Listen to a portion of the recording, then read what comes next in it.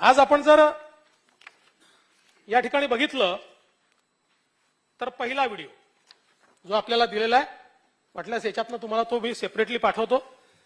आता काय म्हणतोय वकील, गिरीश महाजनांकरता कसा कट शिजतोय तो वकील सांगतोय.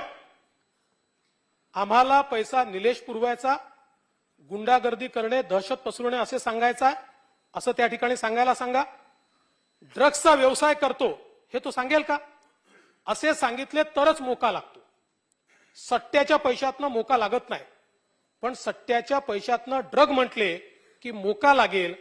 1 ग्रॅमला 1 लाख रुपये मिळतात असे सांगायचे, म्हणजे गिरीश महाजनांवर मोका लावण्याकरता.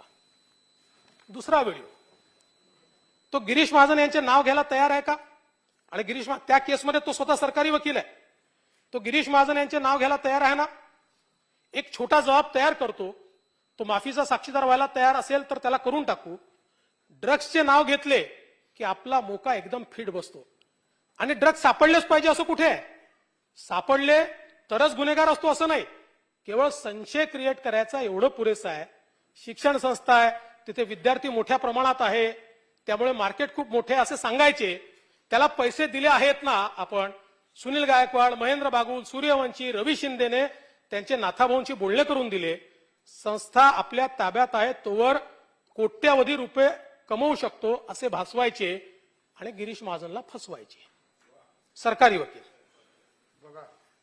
आणि मग पुढे तो हे सांगतो, सारे जबाब मीच लिहून दिले होते. साहेबांनी डीजींना सांगितले. किती मिटिंगा झाल्या, सीपीला रात्रभर बसवलं. साहेब यशवंतराव चव्हाण प्रतिष्ठानला होते, मी मागच्या दारातनं गेलो, त्यांनी फोन लावले, मी गाडीत बसलो तर लगेच डीजीचा फोन आला. सीएम, अजितदादा, वळसे पाटील, एसीएस, डीजी सगळे होते. सीपीला रात्रभर बसवून ठेवले. रजत नागपूरला गेला, मग सीपीचे फोनवर फोन आले. व्हिडिओ आहे, सर्व निगेटिव्ह होते. मी कॉपी दिली. शेवटी साहेबांना सांगून अधिकारी बदलवला. अनिल देशमुख असते तर फायदा झाला असता. प्रवीण चव्हाण आला तर त्याला अँटी चेंबरला बसवा असं साहेबांचे ऑर्डर आहेत. अनिल देशमुखांचे माझ्याशिवाय पान देखील हलत नव्हते. तुमच्याबद्दल आहे दादा हा व्हिडिओ. अजित पवार सपोर्ट करत नाही, पर बडे साहब सब देख रहे. कोणी चांगले अधिकारी आहेत का? 4-5 अधिकाऱ्यांची चांगली नावे द्या असं मला सांगितलेलं आहे आणि त्यांनाच आपण अपॉइंट करू आणि त्या माध्यमातून सगळी कारवाई आपण करून घेऊ. त्याच्यानंतरचा व्हिडिओ आहे, ऍडव्होकेट प्रवीण चव्हाण हे कट कसा रचत आहेत आणि त्यांचे एसीपी सुषमा चव्हाण यांच्याशी झालेलं संभाषण पूर्ण याच्यामध्ये आहे. एसीपी सुषमा चव्हाण याच्यातल्या आयो आहेत. रेडमध्ये सहभागी होणाऱ्या पोलीस कर्मचाऱ्यांची संपूर्ण व्यवस्था ते सांगतात. या मार्गाने तुम्ही या, काय करायचे, सूक्ष्म व्यवस्था सगळं ते सरकारी वकील सांगतायत. तुमच्याकरता रेस्ट हाऊस बुक करून ठेवलाय. मग त्यांना विचारतायत तुम्ही येणार आहात तर व्हेज ठेवायचं की नॉन व्हेज ठेवायचं जेवण, जेवणाची राहण्याची रूम कोणाच्या नावाने बुक करायची, आपल्या नावाने करू नका, नावं कुठे वापरू नका. सरकारी वकील सांगतात रेड करणाऱ्यांना कॅशमध्ये पैसे द्यायचे, बिल नाही भरायचं, कॅशमध्ये पैसे द्यायचे. आणि यासाठी कुठली मदत लागली तर खडसे साहेबांची मदत घ्या असे निर्देशही त्यांनी या ठिकाणी प्रवीण चव्हाण यांनी दिले आहेत.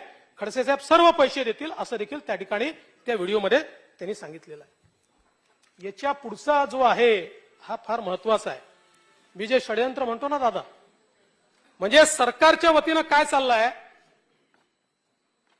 त्याला ब्लड लावून ठेवले असते आणि चाकू जप्त केला असता.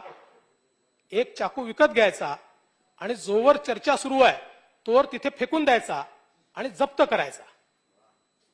किती जणांनी माझे नाव केससाठी रिकमेंड केले आहे.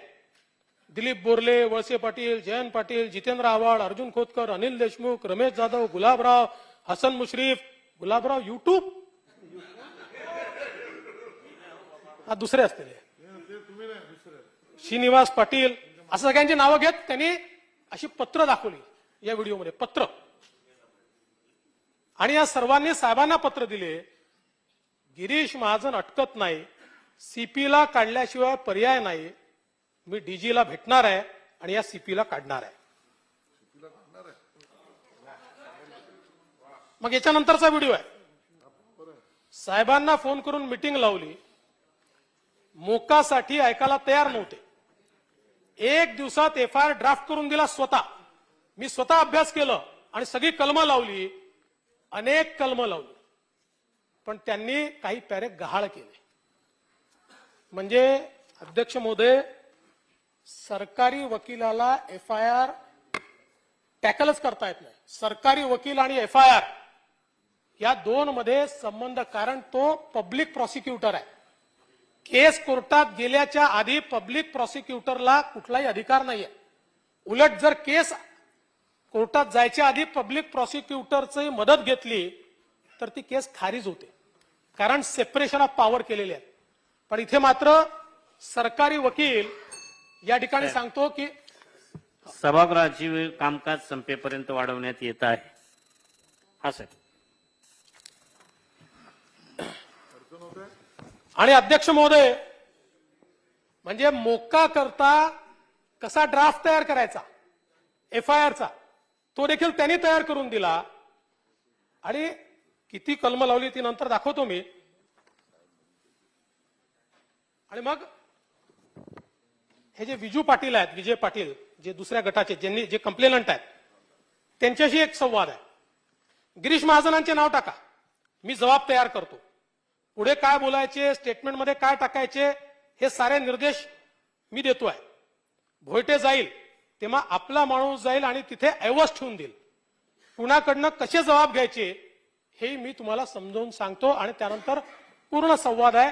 कुणाचा जबाब कसा रजिस्टर करायचा, काय काय त्या ठिकाणी प्लांट करायचं, या संदर्भातला सगळा व्हिडिओ या ठिकाणी आहे. आता याच्यानंतर संभाषण आहे एसीपी सुषमा चव्हाण, डीसीपी पौर्णिमा गायकवाड आणि ऍडव्होकेट प्रवीण चव्हाण. हॉटेलचे बिल देऊ नका, 10,000 दिले आहेत, तिथले आपला माणूस ठेवा. तो 2 फाईलमध्ये गिरीश महाजन यांचे फोटो ठेवायचे आहेत. 5ची नावे मी व्हॉट्सअपवर पाठवतो. 2 सायबर एक्सपर्ट ठेवा, ती आपली माणसं असतील. जे आपल्याला माहिती आहे हे पोलिसांना कुठे माहिती आहे. 2 टेक्निशियन सोबत ठेवायचे आणि ते ऐवज ठेवून देते. कोण करताय कॉन्स्पिरसी? सरकारी वकील, एसीपी आणि डीसीपी.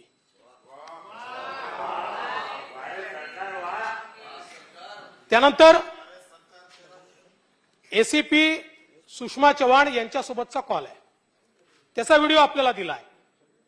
पंचनामा मॅनेज करा, 6:30 वाजता ऑर्डर मिळाला पाहिजे. डीडीआर ओळखीचा असेल तर बोलवा. जळगाव जिल्हाधिकारी कार्यालय, जिल्हा परिषद अशा ठिकाणून 5 पंच लागतील.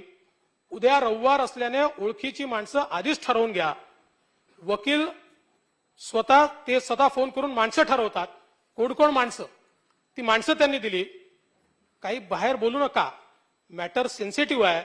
फक्त तुम्ही शिपाई आयडेंटिफाय करून ठेवा. आणि मग त्यांनी काय काय पंच म्हणून बोलायचं आहे मी सांगतो, असं या ठिकाणी सांगण्यात येत आहे. त्यानंतर एका मॅडमशी संवाद आहे. साहेबांकडे खडसे साहेबांना घेऊन जातो. मी जयंत पाटील असे अजितदारांकडे जातो. मी स्वतः येणार नाही, कारण मी आलो तर मी राष्ट्रवादीचा वकील आहे याचा पुरावा मिळेल, असं सरकारी वकील म्हणतोय. मी राष्ट्रवादीचा वकील आहे याचा पुरावा मिळेल. त्यानंतर विजय पाटलांची संभाषण आहे, त्याचा एक व्हिडिओ आहे. अशी बातमी लीक करा की अलका पवार आणि इतर डायरेक्टर यांच्यावर रेड पडणार आहे आणि स्टे वॅकेट झाला की अटक होणार आहे, अशी सुद्धा बातमी पसरवा. त्यामुळे त्यांची मेंटॅलिटी खराब होईल आणि मग भोयटेला माफीचा साक्षीदार करू आणि मग गिरीश महाजनला त्यात अटकवू. आणि मग दुसरं संभाषण विजय पाटलांची, चॅनलला बोलवून सर्व दाखवा. त्यांना काय दाखवायचे ते आधी सांगून ठेवा. गिरीश महाजन याच्या पापाचा घडा भरला असं सांगा. मागच्या भागात शिवाजी भोयटेने फोटो फेकले असतील ते सगळे चॅनलवर दाखवायला सांगा. त्यानंतरचा व्हिडिओ, या घटनेप्रमाणे साक्षीदार तयार करावे, गिरीश महाजनांचे नाव घ्यायला सांगा, रामेश्वर आणि गिरीश महाजनांचे नाव घ्या. सर्व जबाब वाचून काय ऍड करायचे ते नंतर मी करून देतो. मग नंतरचा व्हिडिओ आता गिरीश महाजनांच्या पलीकडे गेलाय. कोणाला अटकवायचे? जयकुमार रावल, गिरीश महाजन, देवेंद्र फडणवीस, संजय कुटे, मुनगंटीवार. नागपूरहून मला फोन आला, पुढच्या आठवड्यात कुठे आहे असे विचारले. मुंबईला केव्हा येणार? शुक्रवारी आहे असं सांगितलं. मी गेलो तेव्हा PS राऊत तिथे नव्हता, त्याने दुसऱ्याचा नंबर दिला. मी जातो मंत्रालयात तेव्हा कधीच एंट्री नसते, न जाण्याची न येण्याची. मला थेट त्या ठिकाणी प्रवेश आहे. नंतरचा व्हिडिओ मी सारे काही टाईप करून दिले. त्यांना फक्त A4 वर टाईप करायला सांगितले. खंडणीचे सुद्धा मी तयार करून दिले. सुनील गायकवाड पुण्यात केव्हा आला याची माहिती काढली. मग FIR मध्ये लिहिले. 2 लाख 3 लाख कुठे दिले, मग आपण काय काय दाखवले. किमया हॉटेल दाखवायचे होते, पण उद्या कायद्यात अडकू नये म्हणून कुठे कॅमेरे तर नाही ना हे आधीच बघून आलो. उगाच रिस्क नको, संपूर्ण सर्व्हे केला.